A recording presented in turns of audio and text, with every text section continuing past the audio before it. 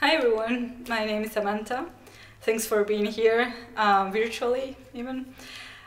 Today I will be talking about the power of debugging, and my idea is to not only show you a few tricks, but how you can use these tools to go beyond just debugging.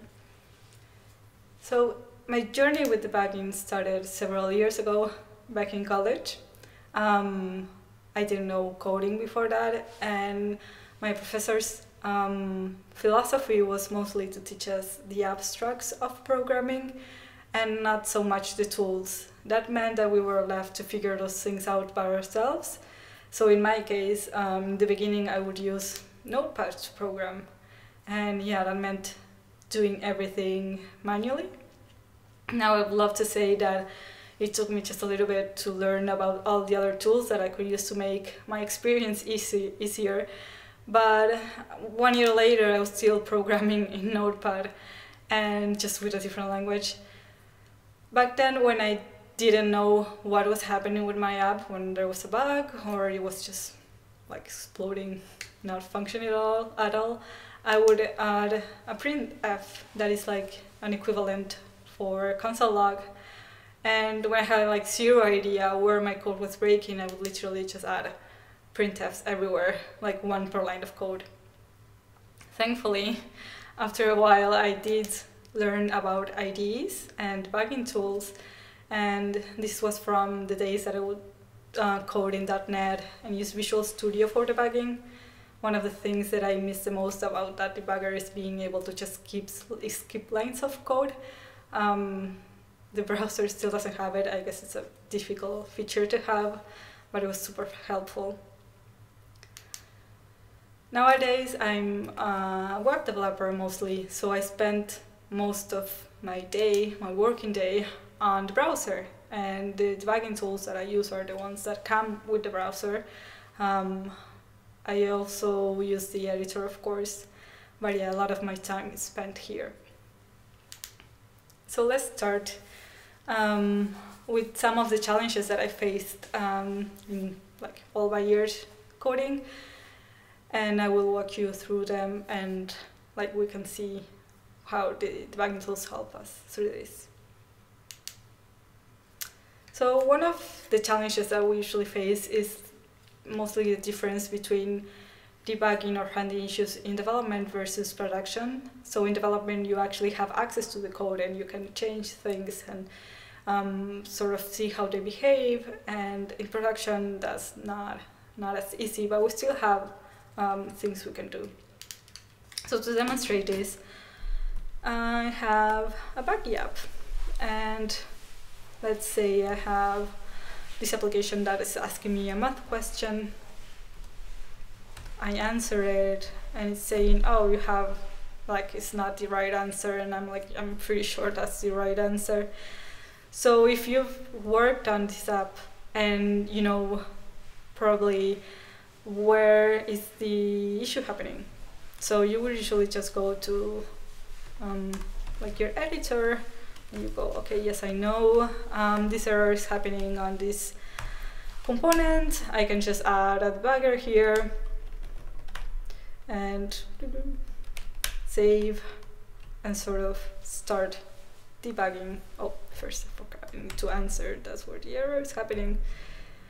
And yeah, you can step through the code, see why it's not working. Then I'm like, oh, actually, I shouldn't have parsed the answer as an integer because it's not always going to be one.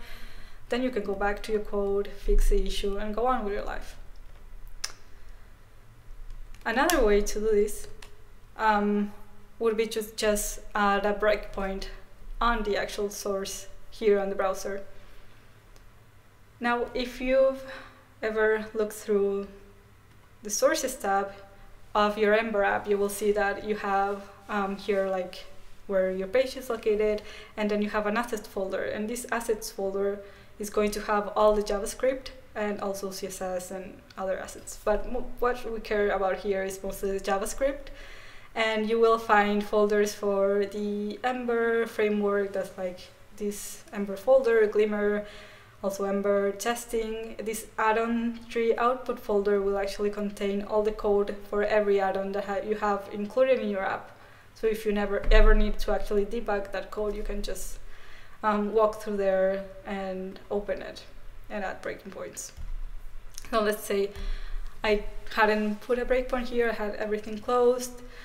You will find always a folder that has your app name in it, and inside you will see all the app code mapped pretty much as you see it on your computer in development. And I can just go where I know the issue is and also put a breakpoint, answer, and yeah, we go back to the same point and we can see the same thing without having to change our code and reload the app. You can also find here a few other things that help you in debugging. I'm not going to go through all of them, but yeah, mostly you can watch variables to see how they change. You can see where you cause like the stack trace.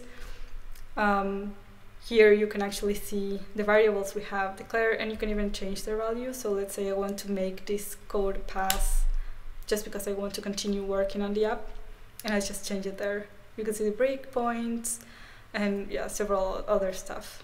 So here now I've changed my solution just so the code can pass, and I just resume, and hey, we can continue like working on the app. Now this is perfect and it's easy to see in in development, but the actual question is, how do we find the same thing when we're in production and we don't have our code mapped that way? So let's see the same app opened in a production environment. If I go to the sources tab, I see the assets folder also, but I don't see like all the folders mapped. And I have 4 files here.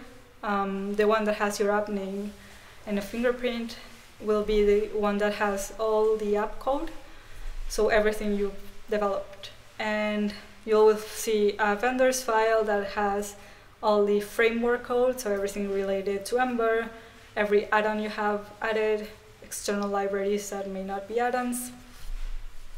And the same thing for the CSS, like you have one for your styles, so yeah, with here my styles. And you have one for styles that are added by add-ons, like I don't have any here, so it's empty. Now how do you find the code to debug here in production? You will see that even though this is a minify file, and like yeah, you don't actually have all the variable names, you still have some strings that name the modules that we have declared. So you can see, for instance, you can find the adapter, you can see here a component definition. Actually this is a manager, but here a component. If you want to see it in a nicer way, you can just click the prettify, like let's go back here, this icon, and this will generate like a different tab that has the same code but printed nicely, so you can actually find it easier and debug it. So our issue here, what's happening in components, so we can just search for the name of the component we want to debug. Now you will see a lot of this is initialization code. That's a hard word. And if we keep looking, we will eventually find like our functions. Here you can see you have the evaluate answer, and this is pretty much the same code we debugged before, just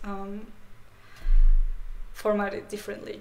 And we can also set a breakpoint there, just write this thing, and in this case I can still access the variables, and let's say I want to just change this one to make the code pass, and I can just go set the value I want, and I know the comparison will work now, and I can just continue. Yeah, and that's how we can pretty much do the same thing we did in development, but here in production. So back to our slides. A small recap of this section. You can usually do all the debugging on the sources tab without changing your code. You can just set breakpoints there. You will find, while you're in development, the app structured pretty much as it is in your computer. You can access the scope section to view the value of the variables you have and also change them if you need to. And just remember that in production, the script will be all in one file, but you can do the pretty formatting and also debug there.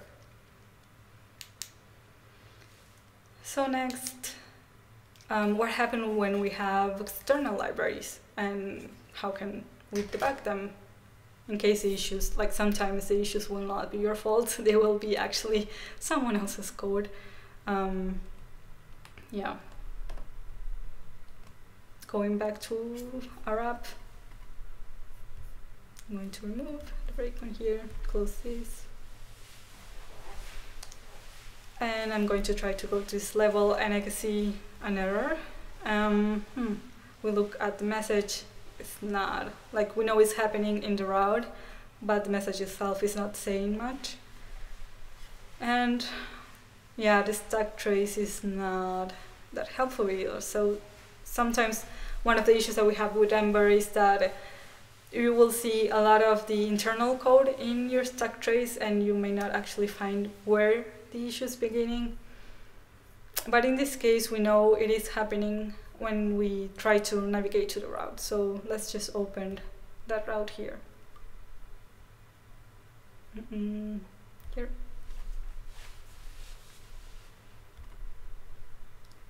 Levels 2.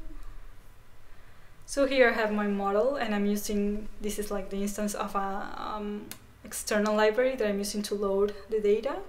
I can set a few breakpoints, like maybe it's failing when I initialize it, maybe it's failing there, maybe it's failing here, who knows. Now I'll step through it, that part works. This is actually a promise, so I need to sort of continue. And my code is not actually stopping here, so I guess it's failing inside this method. So let's just try to step inside it. Here, so now we are on the actual definition of the function on the library. And we can step through it. And oops, now I found the issue. It's not like something on my code. So I can just go to like the GitHub of that person and say, hey, you have a bug. No, I'm joking. Like, yes, you can do that, but let's just see what other options we have here. One of the things that I can do on the sources tab is actually change the code and save it. And this will allow me to try this function without change. So I commented that line that was throwing the exception and I can just skip it. Yeah, and now I get the results I wanted.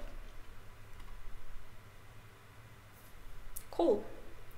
So one thing that I would like to point out here is the difference between add-ons and external libraries. Like this is an npm library that I'm importing through Ember auto import, and here, like on the sources tab, I will find it below this little cloud that says Ember auto import. And like the difference is add-ons, I will actually find them in this other folder. But you can still see like the code of both type of libraries. So yeah, like if you want to debug any of these other libraries, you can just open them at a breakpoint somewhere and see what happens if you're curious to see how something works. Yeah, so I think that's it for this case. Let's go back to our slides. Oops, there. So just to recap, yeah, sometimes you will find issues that are not exactly on the code, but on third-party libraries, and don't be afraid to step in them. Like this was a very simple example, but sometimes it will help you find where the actual error is coming from. So, for instance, this talk was inspired because we had a similar problem in production where we were interacting with a third-party library and the error message that we were getting was not helpful, at least not for them. Like, they couldn't reproduce the issue we were having, but we didn't know exactly what was the original error. And we had to sort of pair debug from someone else's computer while having the code in production. And by using both the formatting of the Ember code and then being able to step on the actual library, we managed to find the original error message, and that's something we could use to actually contact like the third-party library that was used by another third-party library and give them the information they needed to fix the issue. So sometimes you will step into code that will look weird to you. You don't have to understand it. Like, I don't understand most of the code I stepped into, that is not mine, but you may still find the information you need even if you don't really understand the code or you don't really get to fix the issue. You can edit on site, just as I did, if you want to try something. Yeah, like change the code a little bit. Maybe you want like something's failing at a specific point, but you actually need to see what happens afterwards. Yeah, like this can work. Also, just remember the difference between where the add-on code lies versus the npm library code. Now, the third challenge I want to walk you through today is what happens when you have an app and someone reports an issue, but that's not something you actually developed. It happens a lot, I guess, in every developer's life, that you end up coding in an app that you didn't start it from scratch. And sometimes, especially when you're new in a project, that can be like super hard to figure out, especially because people really want to fix you to fix the issue, and you're like, where do I start? So let's go back to the app. I'm going to go through my third example here. Now let's say I have this memory game, like I don't know if you all know it, but it's basically you have to like guess or remember where the cars were. And when you have tools that fail, we actually want them to like turn back as they did, but we don't want them to like take that long, really, like, because we cannot do anything. So let's say your manager comes and says, yeah, I have this issue, I don't know what is happening, but I want it fixed by yesterday. You're like, oh, I actually didn't develop this thing. Now, we have the Ember inspector, and one thing that I like to use it for is learning a new app. Especially this view is very helpful, because even if you don't know straight away where things are, you can at least see what components make this thing, and you can actually start to figure out where you should start looking for like possible issues. So here now I have like my route, and then link to, that's not what is happening, I mean, it's not related, I guess. Then I have a big component called memory game and several memory cards components.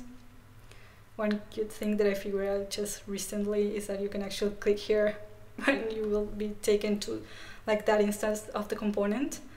The Ember inspector has a lot of helpful tools. I won't walk you through them today, but you can find other talks, and actually the guys that have a lot of information.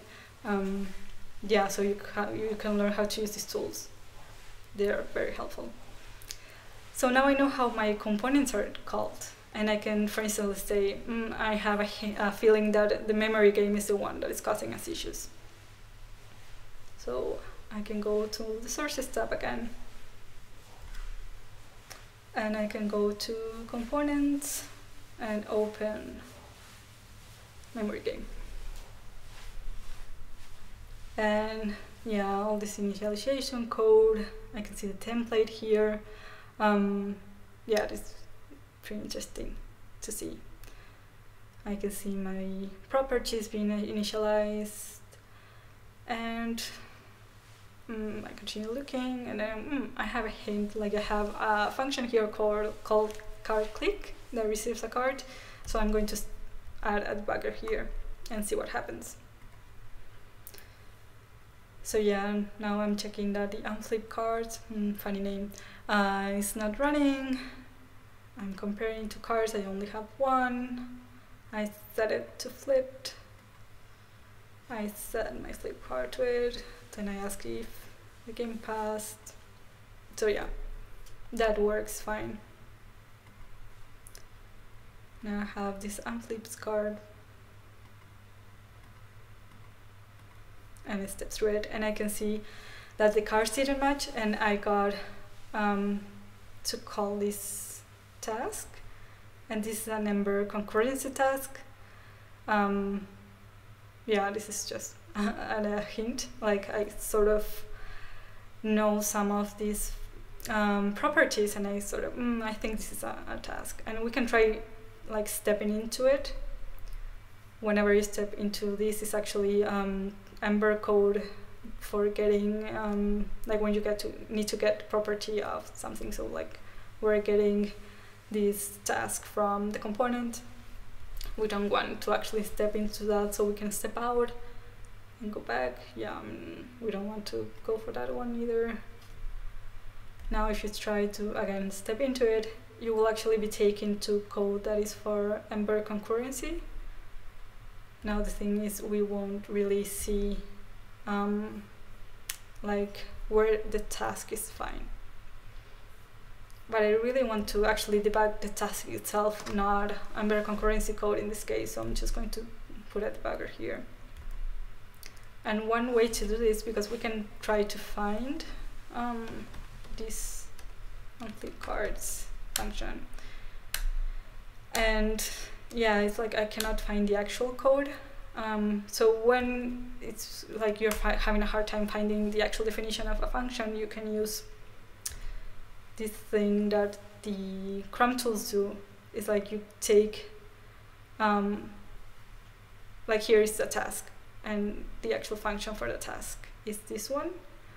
And whenever you have a function, you will add the function location and a link to the actual file, so we can click there, and now I can actually debug that one. And yeah, now I see, oh, actually we have this big number here, like we probably want to have half a second, not 5 seconds. Now if we want to, as we did before, and just edit it, yeah, we go back, we try it, and it's not really working. Now the reason why this doesn't work as it did when we changed the other case is because this file is actually, the source map is not the actual JS file for your app. Now how do we find the actual JS file? Like, let's close Ember, let's close this one. Now here you will find a JS file with your app's name. If you open it, you will see that it's similar to the one we saw in production, but actually not minified. And you can also find this memory card component here. Memory game, sorry. So it's the same code. And this thing, like if we want to debug this one, you'll notice that it will take you to the source mapped file. That is because it's actually easier for you to debug that one. But if you want to actually make changes to just try it out, you need to do it on the whole file. So we should find that big number we want to change. So here we have the task. We can try changing it. And then now you see, like we can actually see it work.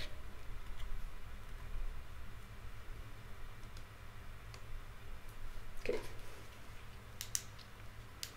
So a small recap. Use the inspector.